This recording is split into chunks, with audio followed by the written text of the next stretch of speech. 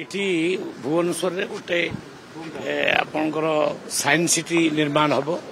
से माननीय मुख्यमंत्री 100 एकर जगह आमको अलरेडी ग्रांट कर देइचंती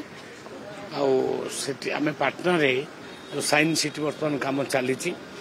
सरी आसलानी ताकू देखा जाइली बहुत बढ़िया काम होती ऑफिसर्स मान सहित बसिली गोटे मीटिंग मुझे डाकी यू किसी एडवाइस नबू आम गोटे भल साइंस सिटी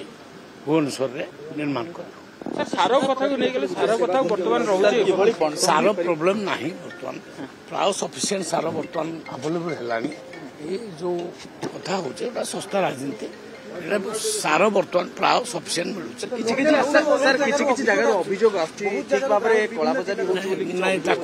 एक्शन भी नि बहुत शो कज है बहुत एक्शन निगला तो सरकार पूरा अलर्ट अच्छी कौन प्रकार आ पैनिक हवा आवश्यक ना सफिसीयंट सार आम पाखे अच्छी हाँ रोका जाऊँ